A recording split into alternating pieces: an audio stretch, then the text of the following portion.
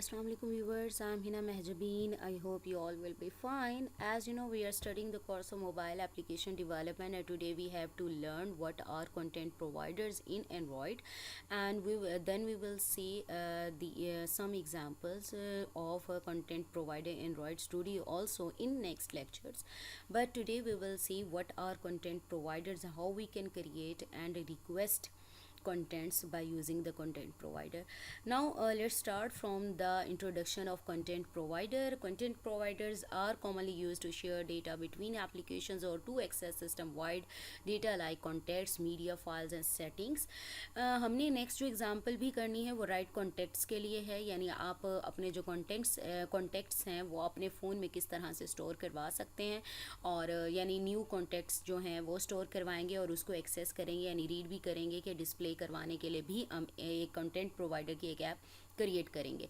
ठीक है, तो यहाँ पर दिया हुआ है कि जो कंटेंट प्रोवाइडर, नेम से पता चल रहा है कंटेंट प्रोवाइड करता ऑन रिक्वेस्ट। ठीक है, कॉन्टेक्ट्स वगैरह हैं उनको ऐड क्रूड जो ऑपरेशंस होते हैं जिसमें क्रिएट, इंसर्ट, अपडेट और डिलीट वगैरह जो ऑपरेशंस होते हैं तो वो परफॉर्म करने के लिए यूज़ होता है। जैसे कॉन्टेक्ट्स जो हैं एडिट कर सकते हो, इंसर्ट जैसे डिलीट कर सकते हो, मीडिया फाइल्स हैं, सेटिंग्स में डिफरेंट ऑपरेशंस होते हैं, यानी डेटा शेयर करने के लिए और मैनिपुलेट करने के लिए आप कंटेंट प्रोवाइडर्स को यूज़ करते हो। They provide a standardized interface for access या मैनिपुलेटिंग डेटा, यानी डिफरेंट ऑपरेशंस परफॉर्म कर सकते हो डेटा से related, allowing applications to securely interact with the share data.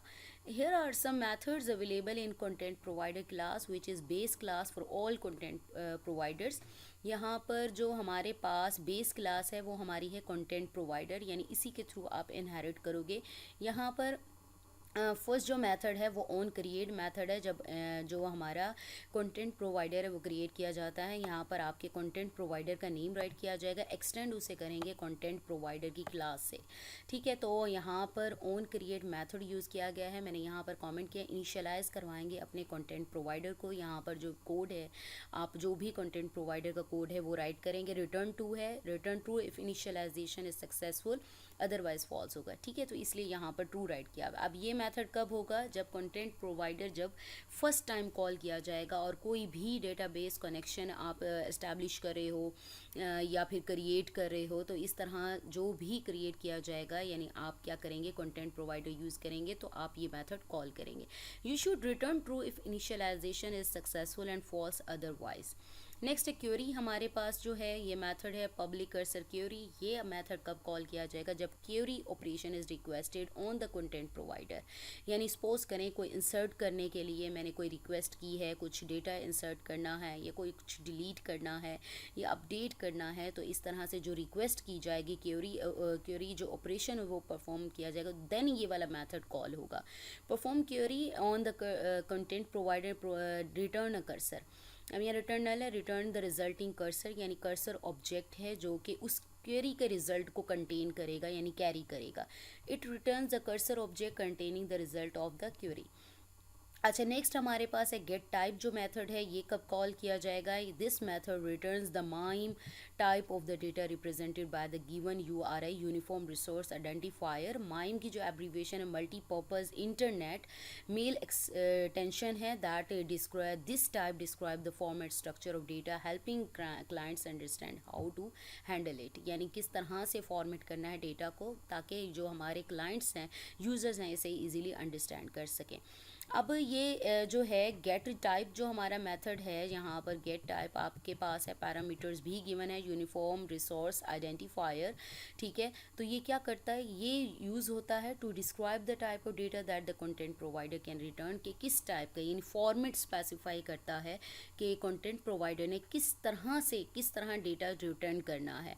ठीक है, ये हमारे पास हो गया गेट टाइप का मेथड। इंसर्ट करना है, इंसर्ट का आप लोगों को पता है कि कोई क्वेरी लगाते हैं यानी डेटा इंसर्ट करने के लिए, तो तब ये मेथड कॉल किया जाता है जब insert operation is requested on the content provider.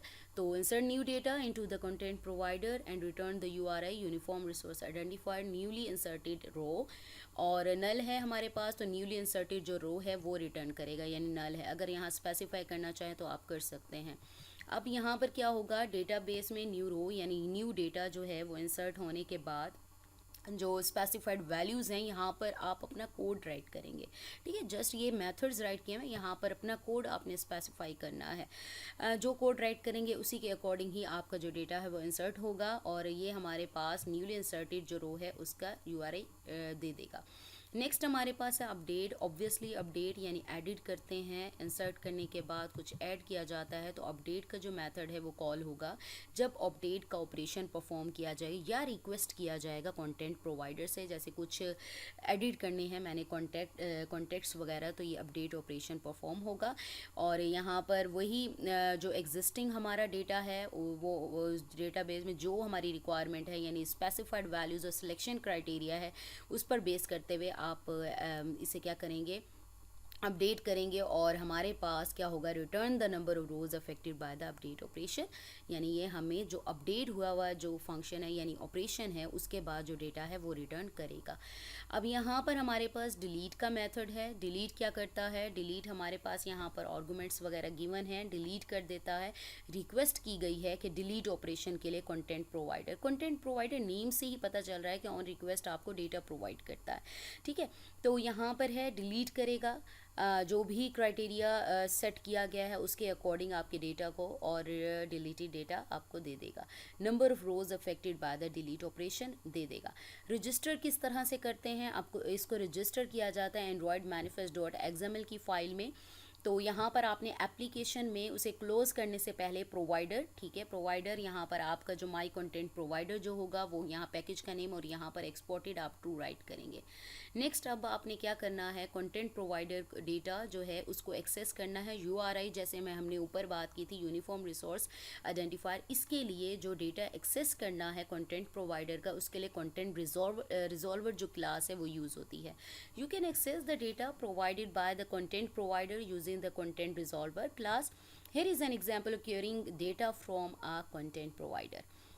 Uniform resource इसको पार्स यानी ये जो एड्रेस दिया हुआ है पैकेज का कंटेंट दिया हुआ है तो इसको क्या करेगा, पार्स करेगा यानी कन्वर्ट कर देगा स्ट्रिंग में। कर्सर ऑब्जेक्ट जिसमें आपका जो रिजल्ट है क्वेरी का वो आपका स्टोर होगा। गेट कंटेंट रिजॉल्वर यानी जिसको एक्सेस करना है डॉट क्वेरी, यानी आप जो है इसके पैरामीटर्स पास करेंगे। अगर तो कर्सर ऑब्जेक्ट नल है यानी कुछ नहीं है तो मूव टू नेक्स्ट यानी नेक्स्ट पर वो चला जाएगा। नेक्स्ट चेक करेगा, रिट्रीव करेगा डेटा तो नेक्स्ट लेगा। अगर वहाँ पर भी आपके पास डेटा नहीं है तो देन नेक्स्ट मूव करता जाएगा और आपका जो कर्सर ऑब्जेक्ट है वो क्लोज हो जाएगा। अब यहाँ पर content provider URIs follows a specific pattern to identify the data being accessed, के किस तरह से पैटर्न में आपने जैसे URLs वगैरह होते हैं तो उस तरह से आप स्पेसिफाई कर सकते हैं। कंटेंट कोलन जैसे हम HTTP हाइपरटेक्स्ट ट्रांसफ़र प्रोटोकॉल जो है उसका पाथ जैसे राइट करते हैं सेम इसी तरह से आप इसको स्पेसिफाई कर सकते हैं। दे typically consist of a scheme authority, ठीक है, ये स्कीम का नेम, अथॉरिटी का नेम और ऑप्शनल पाथ, जो भी पाथ आप सेट करना चाहते हैं वो आप अपनी ऐप वगैरह का कर सकते हैं। So we have discussed, we have learned about content providers and next we will see how we can create we can use the content provider for writing or saving contacts in our telephone, and then we will see how we can read these contacts by using the content provider in Android Studio. I hope ये lecture आप लोगों के लिए helpful होगा कि content providers क्या होते हैं और कौन कौन से मेथड्स आप इसमें यूज़ कर सकते हैं। नेक्स्ट मैंने आपको बता दिया कि सेव करने के लिए कॉन्टेक्ट्स और रीड करने के लिए जो सेव किए हुए कॉन्टेक्ट्स हैं उनको रीड करने के लिए हम कंटेंट प्रोवाइडर को यूज़ करेंगे जो कि कॉन्टेक्ट्स प्रोवाइडर है। तो ये प्रोग्राम प्रैक्टिकल हमने नेक्स्ट लेक्चर में करने हैं। आई होप ये लेक्चर आप लोगों के लिए हेल्पफुल होगा। सो मुझे अपनी दुआओं में याद रखिएगा, अपना ख्याल रखिएगा। टेक केयर, अल्लाह हाफिज़।